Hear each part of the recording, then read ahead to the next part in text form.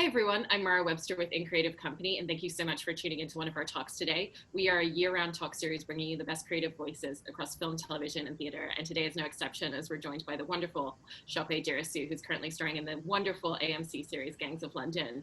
And I wanted to kick off by asking you a little bit about the overall tone and aesthetic of this. It's very Gareth Evans, and obviously, I know that you were familiar with his work on the franchise The Raid, and I was interested in the way that was a really useful tool to you to kind of know what his vision was likely to be and what his approach with these scripts was going to be as you were starting to prepare and develop this character and figure out how you were going to inhabit him on screen. Well, I mean, you definitely knew it was going to be violent, right? There was going to be a lot of action, but also the quality of the action was going to be really high. And there was going to be a lot of storytelling in that. So that was really exciting more than anything else, to know that you're going to be working with someone who is a master on such quality work. And then for that to be expanded not only over 2 hours on film, but over 10 hours on TV was excellent. I think in terms of the quality of the work, I got a lot more of that from the scripts, actually. Gangs of London, the first script that I read and the character bio that I was sent and all of that, it just felt so large. It felt so expansive and operatic. And when I was given the opportunity to be a part of it, it was a no-brainer. I was absolutely desperate to work with him, and I'm really glad to have done that now. Yeah, and with the fact that, like you said, the scripts are so large, they're so expansive and operatic, and there's so many different threads and narratives interweaving with each other, which is one of the fantastic things. Do you have kind of a process for a script like that in the way that you break it down in terms of your character and thinking about what's the useful information to my character? What are the tools and information that he needs to know? And what are the aspects that I can almost disregard in terms of that preparation? I don't think it's any different to how I would approach other scripts. I think that's just part of my process as an actor in terms of how I look at a script, break it down, see what works for me. But I think especially in the character of Elliot, it was interesting because he goes on a journey of discovery. So there's a lot of stuff that it would be really useful if he knew at the beginning, but he doesn't know yet. So I had to sort of unknow those things, having read the scripts, to perform the character as accurately as I could. But yeah, I don't think there was anything specific that I did differently for this role. There was just more to do. Yeah, there's something that you've talked about in the past that I loved about, one of the tools that you learned at the National Youth Theatre in terms of the way that you take a script and you ask yourself certain questions like, what questions would this character ask? What questions would other characters ask my character? And I was really interested in kind of if that was a tool that was still feeding into the way that you looked at Elliot and some of the discoveries that you made from him as a result. Yeah, most definitely. Although because although I suppose the first 3 episodes have come out in the States now, so it's not necessarily a spoiler, but because there's a duplicity to him, it's almost like layers. What does Elliot say about himself as this person? And then what does he say about himself as the person he was born as, let's say? And then what characters say about him as Elliot Finch versus Elliot Carter? What he says to other people as it was like a really big knot that I had to sort of kind of try and untangle. But yeah, when I said that I didn't do much differently, it was because I applied the same tools that we've spoken about, those lists that we create in terms of finding what is truthful and honest in every character and interaction. I just had more to apply it to. Mm-hmm. One of the things that's so interesting about him as a character is, to your point, where he has these 2 different sides of him. And I was really interested in the way that you thought about what parts of him from his everyday life that we see on screen would seep into the undercover version of him, what he would allow to come through and where he would really need to hold himself back and not allow certain information forward into his relationships and communications. I think there's the game, 2 truths and a lie, and I think there's a lot of that he's playing. I did a lot of research into undercover police officers, and the best legends have a blend of legend being the story that you tell as the person you're pretending to be rather than the person that you are. The best legends have a lot of blend of your own personal life. So yeah, there's a point at which you would be oversharing, and dangerously so. But I think a lot of he's able to use a lot of his own real experiences and talk about those, or act according to those so that you're not completely torn into two entirely different people, which would be very difficult to maintain if you're not already skilled in that. But but yeah, it's just there's a lot of thinking and a lot of like moments of, have I said too much? Have I said something given away? And then also playing those and be like, oh, have I sold myself out here? Is yeah, it's a really exciting and difficult challenge. Yeah, with that research into Undercover, did you have any opportunity to talk to anybody who had been through that experience, or was it more looking to, you know, literature and other examples on screen? Yeah, unfortunately I didn't. I think they are quite secretive about their lives, and understandably. But yeah, I read books and books and books. I've actually still got the stack of books that I read in preparation for this role near my bookshelf at home. I don't know what I'm going to do with them. Maybe I'll save them for series 2. But yeah, it was a case of watching and reading a lot of documentaries and books and literature and interviews, etc., on that, rather than actually being able to meet anybody, unfortunately. Yeah, one of the things I find so interesting about him as a character as well is watching his moral compass completely shift and change depending on situations. And you can tell that he ends up in places that even he doesn't anticipate taking certain actions. So kind of like, how did you think about the psychology of his emotional compass, and where you were going to allow that to shift and change, and how you were going to make that believable shifts to some of those choices that he makes later in the season? Yeah, yeah, that was something I had to spend a lot of time like actively plotting, because the big question is, why is he there in the first place? What is he trying to achieve? Is he trying to turn into like this gangster? Or is he trying to like save the world, in inverted commas? But yeah, I think it's as much of a struggle for me to sort of place it as it was for him to navigate. But I think it was a really great moment in the series where you see the point at which he's like, sorry, as a human being now, I refuse to do this thing. Like, I'm not the person that you think I am. I'm sorry. I don't know how I'm going to frame this later, but this is where I draw a line in the sand. And then how he manages to squirm out of that through circumstance, I think, is one of the best parts of episode 4. Yeah. Did you do kind of any sort of research into the grief and trauma that he would have experienced from the loss of his family as well? Because that's such an interesting layer to him, and you play it so beautifully.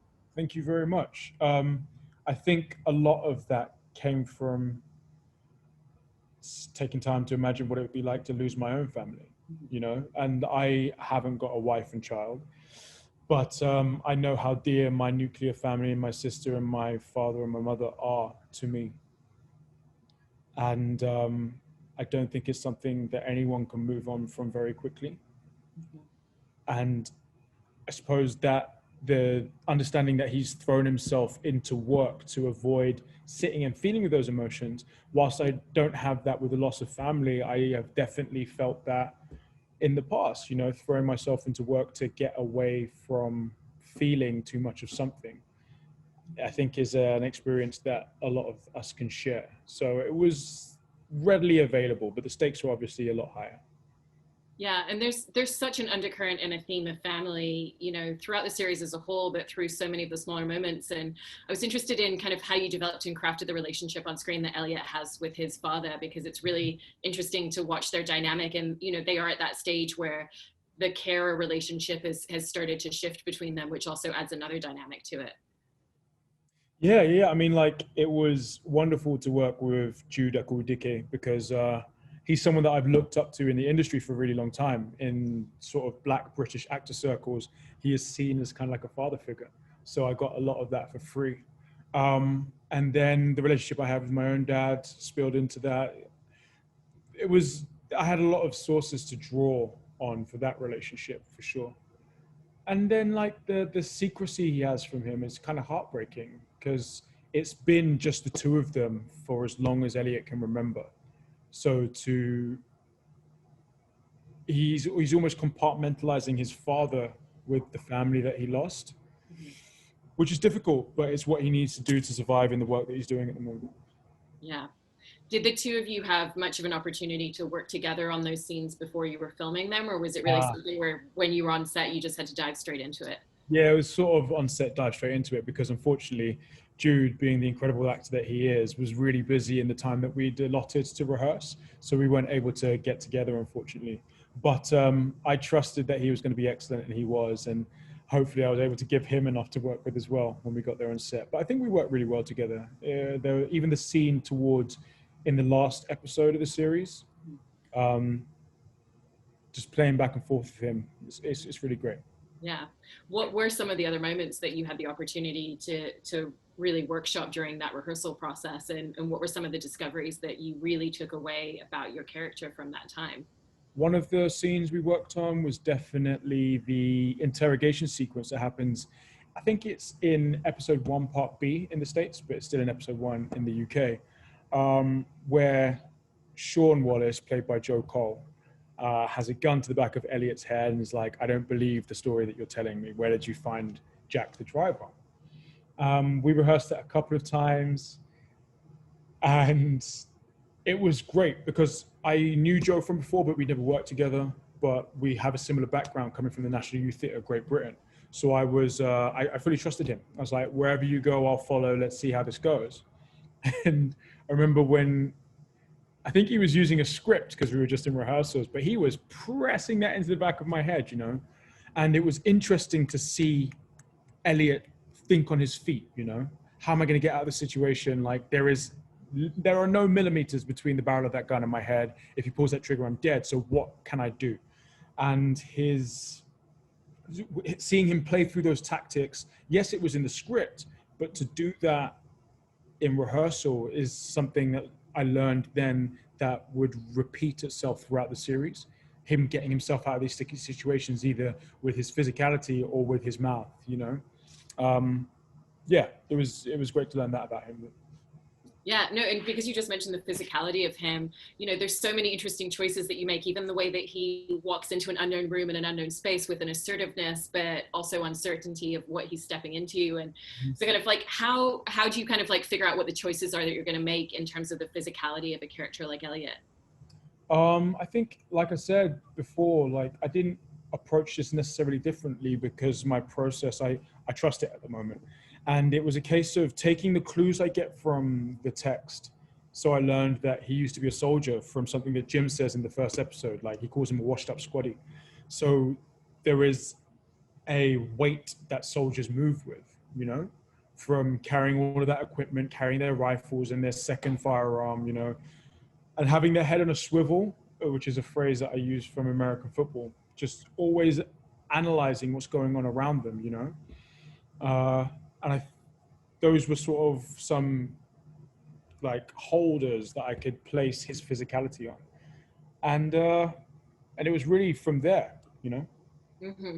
I also wanted to actually ask you a little bit about some of the comedic moments within the show as well. You know, one of the lines that I think everyone's cottoned onto is "but I had a dart" from one of the earlier episodes. But you play it in such a great way because the reason that it hits comedically is because it's so understated. And I was interested in kind of like the way that you personally thought about the tone and how you wanted to bring those moments into your performance. It's interesting, like I can't take credit for a lot of the comedy. Like I wish I'd improvised that line, but it was something that Gareth had given me. And I suppose earlier I mentioned the quality of the writing being like evident in the script, and having those moments of punctuated comedy was something that he wanted to bring to the series, because if it's just drama, and trauma, then it's not very enjoyable for very long. But it made me laugh reading it. So it was really important that I was able to share that with the audience. But in terms of playing the line, I remember I spoke to an actor once and he was in a play and there's this line that was supposed to be hilarious and he played it for the laugh and he didn't get the response he wanted from his audience. And he tried it loads of different ways and he wasn't getting what he needed. So he spoke to the director, who was also the writer, and he's like, he was holding a newspaper when he delivered that line. He said, "Don't look up from your newspaper." It was like, that's nonsense. Like, you can't throw away one of the funniest lines of the play. Like, whatever, I'll try it. And then he didn't look up from the newspaper, and the audience couldn't stop laughing. And he tried it every night, and the same response. And he was really frustrated that he wasn't able to like deliver this comedic line. But it's about the situation in which the line comes in, you know?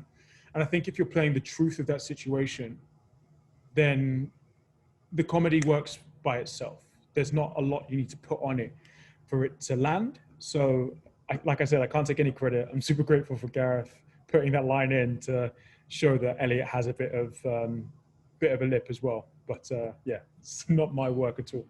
Yeah, and because, you know, you've mentioned how great the writing on this is and how much there is in the language of the scripts, I wanted to talk about that a little bit, because there's something interesting that you've talked about from when you were in the Royal Shakespeare Company, and the way that you would go through scripts and, you know, even just like marking down the beats with emphasis, and really the way that that taught you to think about the language and the rhythm and the flow of it. And so I was really curious kind of like how that transcends into scripts like this, which also have such a specific rhythm in a very different way.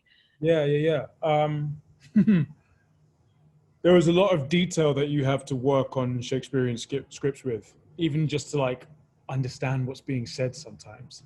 And if you don't understand it, then how do you hope your audience to understand it? You know, you need to be so much in the middle of the meaning of that so that they can have a good chance at getting it.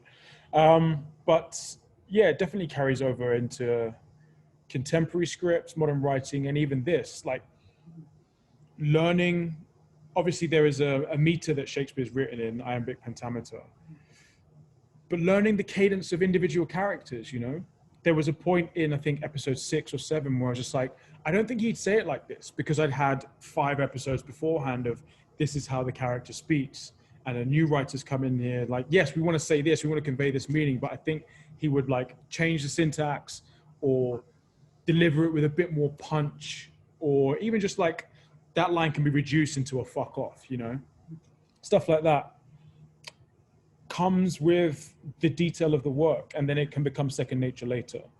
But it is interesting, because you wouldn't have thought that working on Shakespeare and working on Gangs of London would have had any sort of similarities, but it's all to do with the detail of the work.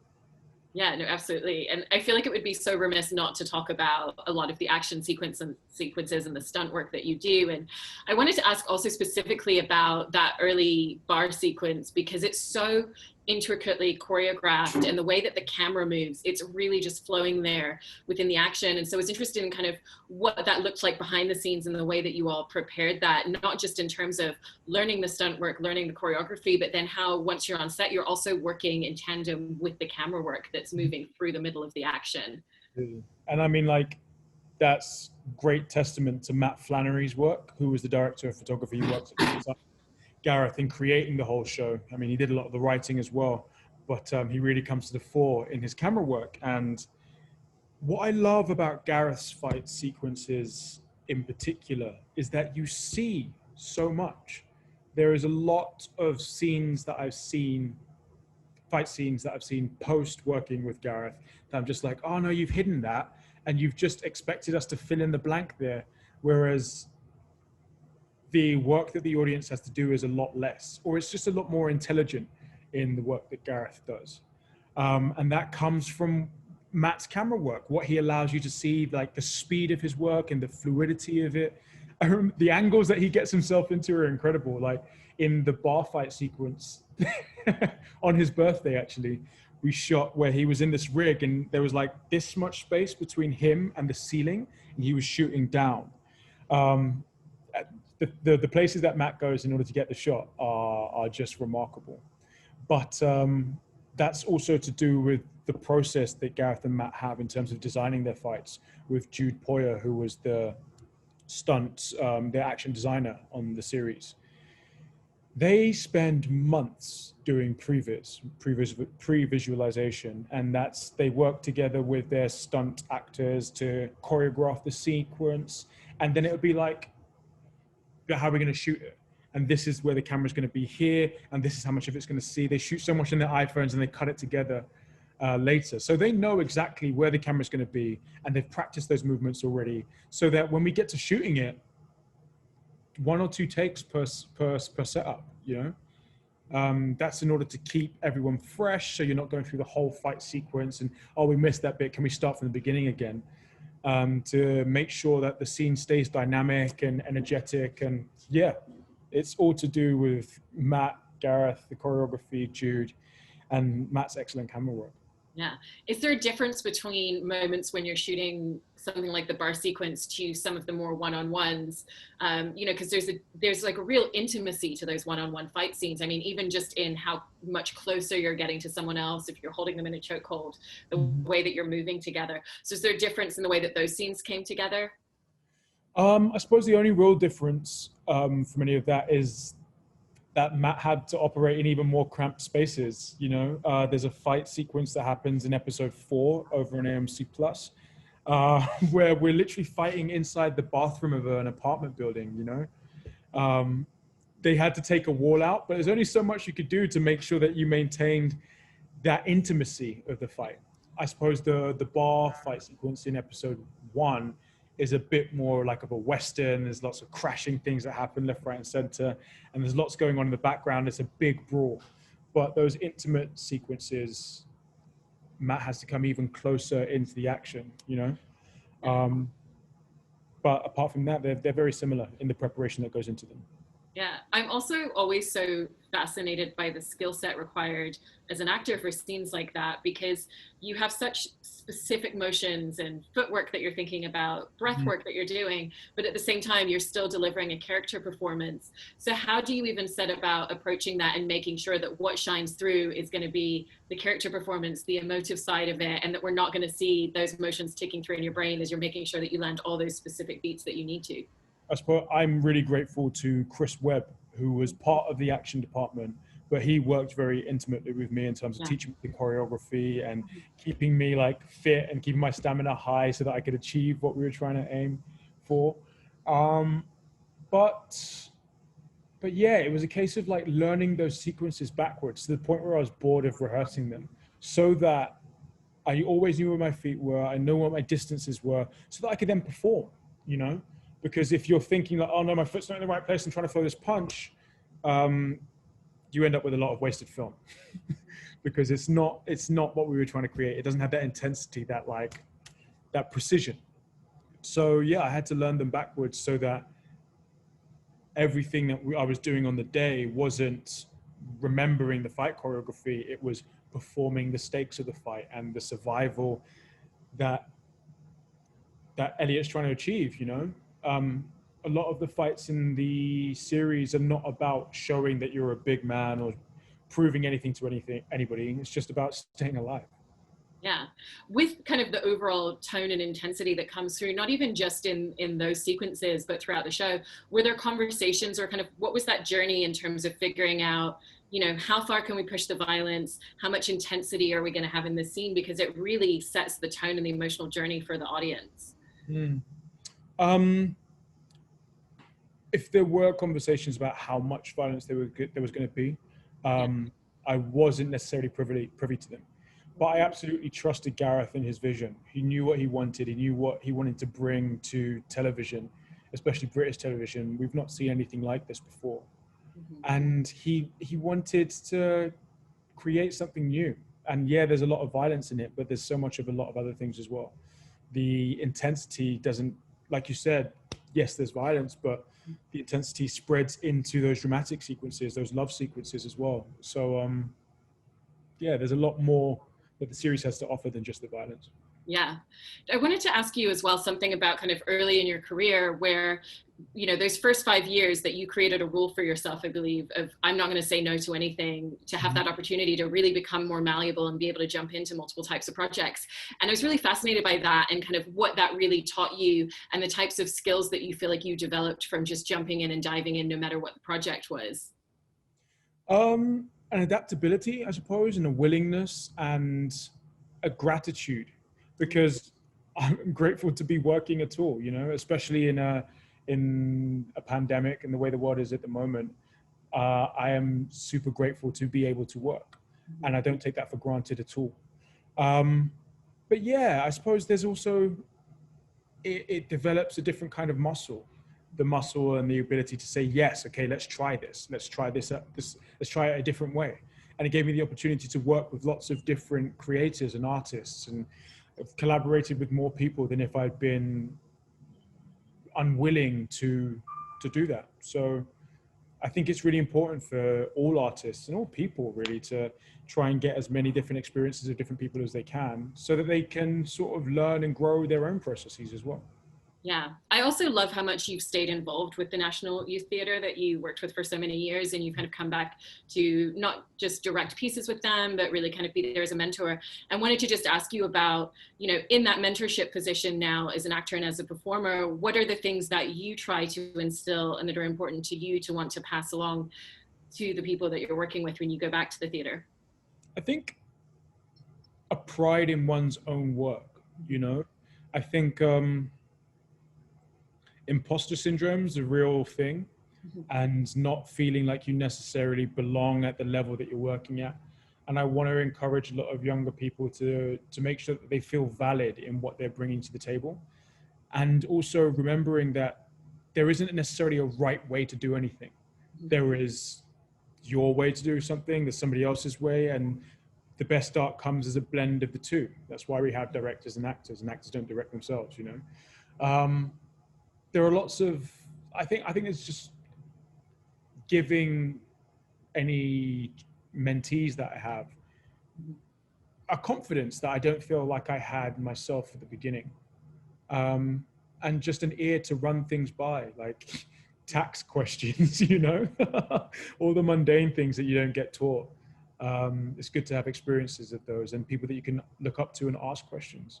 Yeah, well, that's so wonderful. And thank you so much for taking time to talk to us so intrinsically about the show. And I hope that everyone watching this, if they haven't already started binge watching Gangs of London, will dive straight into it. Thank you so much, Sope. My pleasure. Thank you for having me.